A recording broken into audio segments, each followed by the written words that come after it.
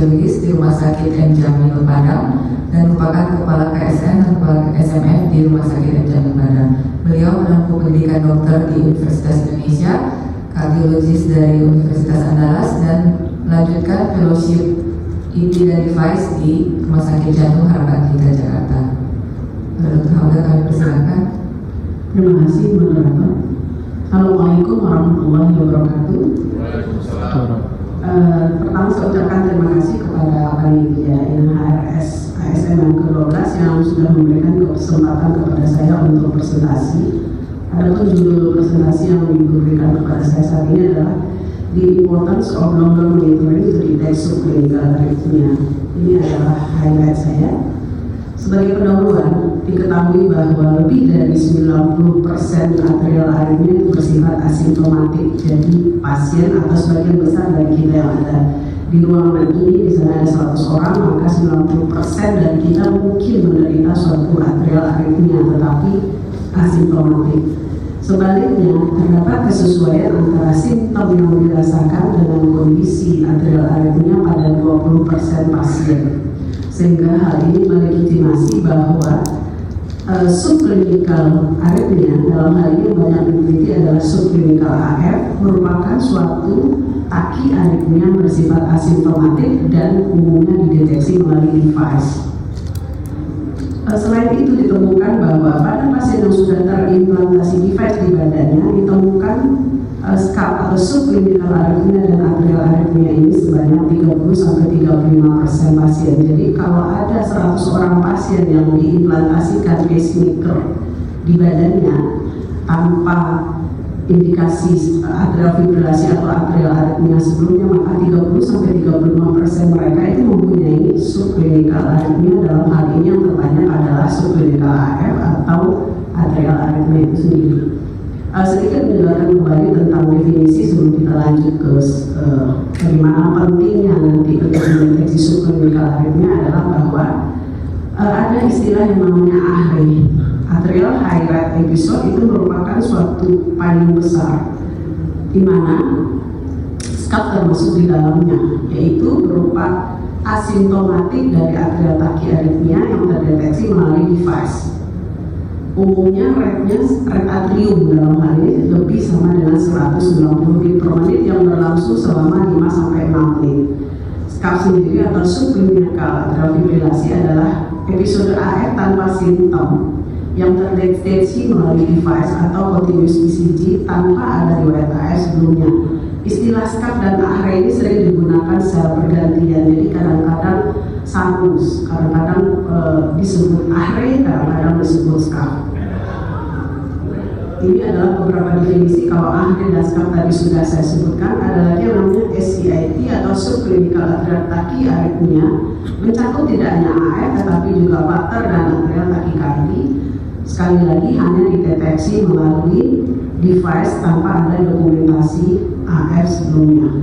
Kenapa deteksi ini penting? Karena ternyata subclinical arrhythmia dalam hal ini adalah subclinical AF. Nanti kita akan belajar sendiri betapa pentingnya AF untuk dikelola dengan baik. Seperti fenomena gunung es. Jadi yang terdeteksi melalui EKG 12 lead itu hanya puncaknya saja. Sementara di dasarnya subclinical arrhythmia ini sangat sering terjadi. Tadi dikatakan bahwa didiagnosa melalui device atau ECG monitoring yang continuous tanpa record AF sebelumnya. Sering juga ditemukan pada kasus-kasus yang sebenarnya tidak untuk mencari AF, tapi untuk penyakit lain. Ketika di EKG atau dipasang continuous monitoring atau device, ternyata ditemukan insiden scaling yang cukup tinggi.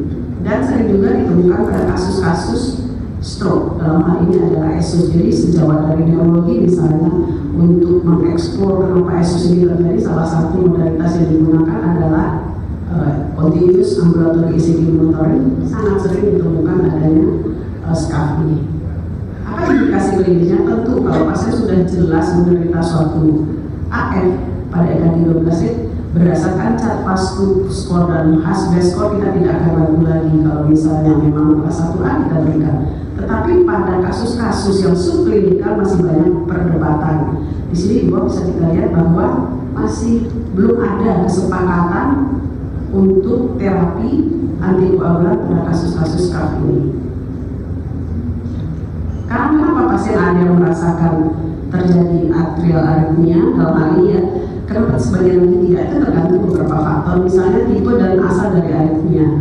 Tipe aritmia misalnya aritmia atrium mungkin akan lebih jarang dirasakan dibandingkan dengan aritmia dari ventricle.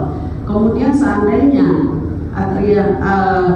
subclinical aritmia itu juga berasal dari ventricle, mungkin kalau RVOT atau OT artinya outflow tract yang tanpa kelainan struktural heart disease itu juga lebih sering tidak dirasakan.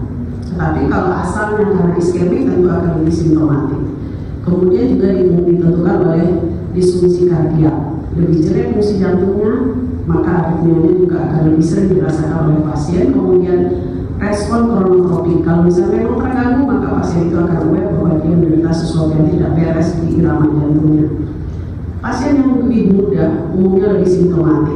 Kemudian pasien yang diberikan obat-obatan, efek sampingnya mungkin bisa menekan tachyarrhythmia, itu dia tidak akan merasakan. Demikian juga dengan pasien yang autonomic nervous system terganggu juga. Tipe personality pasien yang lebih cuek mungkin sering tidak merasakan. Kemudian educational level, mungkin pasien dengan tingkat pendidikan yang rendah lebih sering tidak merasakan. Etnik tertentu seperti ras kulit hitam, kemudian toleransi pasien terhadap sakit. Ini adalah statement yang menyatakan betapa pentingnya kita mendeteksi subclinical aritmia, karena ternyata dari berbagai penelitian, ini bisa kita lihat di sini, misalnya AHRE itu akan berkembang menjadi benar-benar atrial fibrilasi sebanyak 1,6 kali. Risiko stroke juga lebih besar, 2,1 kali. Mortalitas, risiko menderita MI, kemudian major bleeding karena pemberian antikoagulan pada kasus-kasus subclinical AF yang indikasinya tidak kuat. Jadi ada beberapa isu kenapa deteksi, stratifikasi, kemudian keputusan seorang dokter untuk memberikan terapi apalagi antikoagulan sangat penting, karena harus seimbang antara manfaat yang akan kita dapatkan dengan mencegah stroke, salah satunya dengan antikoagulan, dengan risiko bleeding yang mungkin terjadi. Jadi kalau misalnya risiko bleeding yang lebih besar sementara AHRE-nya dengan beberapa kriteria sebenarnya tidak kuat indikasi untuk diberikan, maka lebih baik tidak diberikan. Ini juga adalah suatu kaplan mayat di mana di sini terlihat bahwa pasien-pasien yang tidak terdapat SCAF subclinical aritmia dia tidak menderita, maka harapan hidupnya lebih tinggi dibandingkan dengan pasien-pasien yang menderita SCAF lebih lama. Kita bisa lihat di sini merah lebih lama dibanding yang tidak ada subclinical aritmia sama sekali. Ini juga suatu penelitian menyatakan bahwa SCAF itu merupakan prediktor kuat untuk terjadinya fenomena tromboembolik. Itu yang kita khawatirkan adalah stroke. Kemudian risiko terjadinya stroke meningkat 2,4% per tahun. Tapi di sisi lain kita lihat bahwa episode AHRE atau SCAF yang rendah ini tidak meningkatkan risiko secara statistik. Dikatakan juga bahwa subclinical AF ini prediktor kuat untuk terjadinya suatu clinical AF, dan suatu AF, subclinical AF dan atrial tachyarrhythmia yang terjadi lebih dari 5 menit, maka risiko stroke-nya lebih besar dibanding pasien yang tidak ada SCAF-nya. Itu tadi SCAF. Bagaimana dengan PAC sendiri? PAC yang asimptomatik itu premature atrial contraction, dikatakan PAC sendiri juga merupakan prediktor untuk terjadinya atrial tachycardia dan AF. Mungkin selama ini cuma PAC saja, gak apa-apa lah, gak ada masalah. Ternyata PAC ini merupakan prediktor untuk terjadinya atrial tachycardia atau AF di masa datang. Dan eksesif PAC, yaitu PAC yang terjadi lebih sama 50 kali per jam, itu meningkatkan risiko kematian atau stroke dengan hazard rasio 1,64 dengan P 0,036, artinya bermakna secara signifikan. Dan juga eksesif PAC ini meningkatkan risiko untuk perawatan karena atrial fibrilasi dengan hazard rasio 2,78. Belum lagi takikardi induced kardiomyopati. Ternyata subklinikal aritmia ini juga bisa menyebabkan kardiomyopati. Kalau selama ini kita tahu miopati misalnya disebabkan oleh kelainan yang lain, misalnya karena genetik, karena memang ada kelainan struktural heart disease, atau memang karena ada iskemik. Ternyata subklinikal aritmia ini sendiri juga bisa menginduksi terjadinya suatu takikardi induced kardiomyopati. Apa itu takikardi induced kardiomyopati? Yaitu suatu miopati yang disebabkan bukan karena adanya kelainan tertentu yang bisa dideteksi. Jadi tidak ada penyebab miopati yang lain, tidak ada infark, tidak ada kelainan jantung, tidak ada hipertensi penggunaan obat, kemudian tidak ada LVH. Dan ketika takiaritmianya diobati, maka LVIF-nya akan naik lagi, baik dengan obat ataupun dengan ablasi. Jadi sayang, pasien yang miopati karena takiaritmia dalam hal ini adalah karena subklinikal aritmia, pasiennya menjadi miopati. Kita udah mengobati ke sana, GDMT, heart failure udah kita obati semua, udah kita care dari PCI segala macam, tapi kita lupa takikardinya tidak terdeteksi. Kemudian ternyata misalnya dia menderita SCAF, AHRI atau eksesif PAC tadi, sehingga heart failure-nya akan berlanjut. Kemudian ini ada beberapa prediktor untuk memprediksi kejadian takikardi induced kardiomyopati, misalnya pada laki-laki usia muda, heart rate-nya masih rendah jika belum terjadi heart failure, atau bisa jadi aritmianya terus-terusan insesan, kemudian RR intervalnya irregular, dalam hal ini adalah AF, dan tidak ada simptom untuk AF atau flutter-nya. Untuk PVC sendiri misalnya PVC burden, jadi kalau sejauh sekalian menemukan PVC pada pasien individual sehat, idealnya dilakukan kalkulasi untuk burden PVC. Bagaimana caranya? Kita harus menghitung durasi dan frekuensi dari PVC dengan Holter monitoring. Jika Anda dapatkan PVC burdennya tinggi, lebih dari 10.000 per 24 jam atau lebih dari 24% dari total PIP, kemudian PVC yang QRS-nya sangat lebar, kalau PVC sendiri tentu lebar, ini sangat lebar, kemudian asalnya dari epikardial, kita bisa perkirakan dari namanya MDI score, MDI index. Jadi kita hitung MDI-nya, nanti bisa searching MDI itu seperti apa. Kalau perkiraan dari epikardial, ingat sejauh sekalian, walaupun subklinikal, maka risiko untuk terjadinya miopati, risiko untuk terjadinya stroke besar. Ini adalah beberapa alat atau device yang kita bisa gunakan untuk mendeteksi adanya subklinikal aritmia. Sederhana, saya yakin sejauh sekalian yang ada di ruangan ini mostly memakai jam tangan pintar ini. Bisa juga dengan monitoring ECG tanpa kabel, bisa dengan Holter yang memang pakai kabel.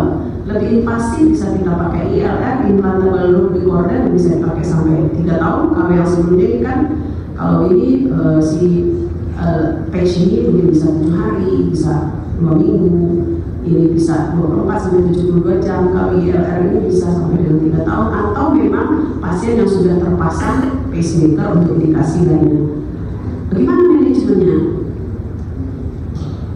Pada pasien-pasien sinkop yang lebih dari 6 detik atau karena severe beradikati, biasanya kurang dari 30 kali per menit, maka kita harus lakukan treatment. Dan sebaliknya pasien-pasien yang asimptomatik saja, maka tidak memerlukan treatment. Artinya dia memang ada subklinikal aritmia, tapi sudah kita cari penyebabnya seperti yang tadi disebutkan, tidak ketemu, ya sudah, jangan diapa-apain. Edukasi terhadap pasien harus diberikan. dia kan asimptomatik, itu akan susah untuk pasien menerima. Kalau misalnya kita sudah hitung dan memang dia lebih baik untuk diberikan pengobatan, dia nggak merasa apa-apa, itu akan sulit untuk pasien itu menerima. Dia harus minum obat atau mungkin dia harus diablasi. Jadi edukasi adalah penting. Kemudian terapinya itu tidak bisa disamakan, orang per orang, pasien per pasien berbeda. Bagaimana penggunaan oral anticoagulan pada SCAF ini masih sampai saat ini masih kontroversi. Tadi saya katakan bahwa masih persen. Ini yang menarik nih, guideline dari EHRA bahwa pasien dengan asimptomatik AF should be antikoagulasi tergantung dari cat fasornya. Ini hijau artinya pas 1. Kemudian pasien yang dengan risiko tinggi dengan cat fasor lebih sama dengan 2 diperlakukan seperti AF should be consideration should be given to screening. Jadi harus di screening pasien-pasien yang terdapat AHRE atau SCAF, maka harus dilakukan screening berdasarkan cat fasor score. Lifestyle tentu penting, misalnya dia gemuk, obes, hipertensi, itu harus dimodifikasi. Kardioversi should be mungkin kelas 2 untuk dilakukan kardioversi, baik dengan kardioversi listrik ataupun obat-obatan. Yang lebih menarik adalah kalau cuma AHRE saja kita sudah cari underlying-nya tidak ada, maka juga tidak perlu diberikan treatment. Seperti dalam hal ini adalah kelas 3. Ini sama saja bahwa semua SCAF atau AHRE harus dihitung burden dan cat faskornya. Nah, ini adalah manajemen dari aritmia. Dalam hal ini kita ambil contohnya misalnya asimptomatik AF, sama saja kita deteksi, berusaha deteksi melalui device tadi. Kemudian kalau sudah terdeteksi adanya suatu AF, maka EDC pathway-nya harus dilakukan, avoid stroke, better symptom management, kemudian kardiovaskular dan non-vascular risk factor harus kita atasi. Tadi saya katakan ada hipertensi management, DM, kalau ada iskemi harus diatasi, sleep apnea harus diobati. Mungkin dengan CPAP saja untuk sleep apnea dia tidak memerlukan terapi selanjutnya. Jadi kita bisa lihat di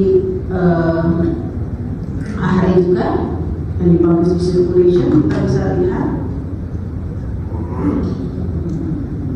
pasien yang AHRE, hal yang pertama yang harus kita lakukan adalah stratifikasi, apakah dia termasuk low risk, intermediate, atau high risk. Sama saja dengan cat fasfor.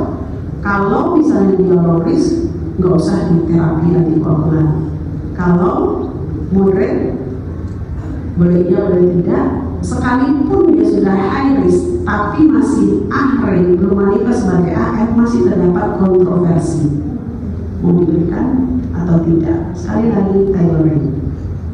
Ini lebih spesifik, barangkali bisa kita lihat pasien-pasien yang dideteksi AHRE-nya melalui device.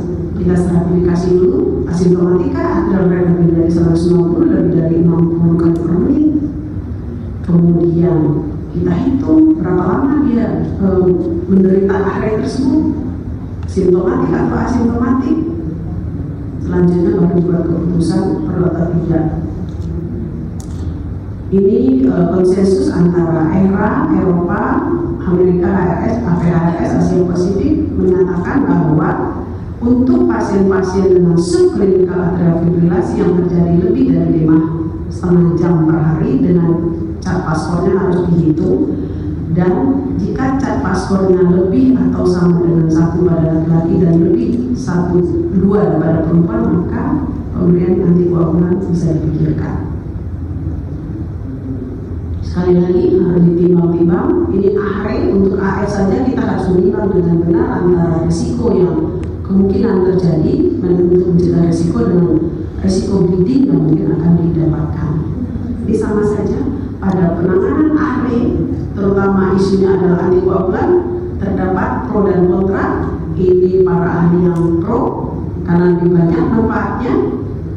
Pada yang kontra, lebih besar resiko untuk terjadinya bleeding.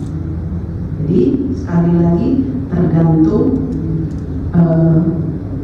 person. Bagaimana halnya dengan PVC? Kalau PVC-nya asimptomatik, tadi kita sudah harus menstratifikasi, menggradasi high burden bagaimana. Kalau lebih dari 10%, PVC-nya lebih dari 10%, kita harus melakukan pemantauan cardiac function sekali per tahun. Dan untuk cardiovascular disease-nya harus seterusnya seumur hidup kita lakukan pemantauan. Dengan VT juga hampir sama. Sebagai konklusi, subclinical arrhythmia atau atrial high rate episode adalah subclinical arrhythmia yang paling banyak terjadi dan deteksinya adalah penting. Tetapi ahre saja, ahre presi tanpa dasarnya, maka tidak diperlukan anti aritmia drug. Dan keputusan untuk menginisiasi oral antikoagulan pada ahre harus individualisasi. Tidak ada guideline yang disepakati sampai saat ini, dan mengatasi faktor risiko adalah sangat penting. Demikian, terima kasih. Assalamualaikum warahmatullahi wabarakatuh.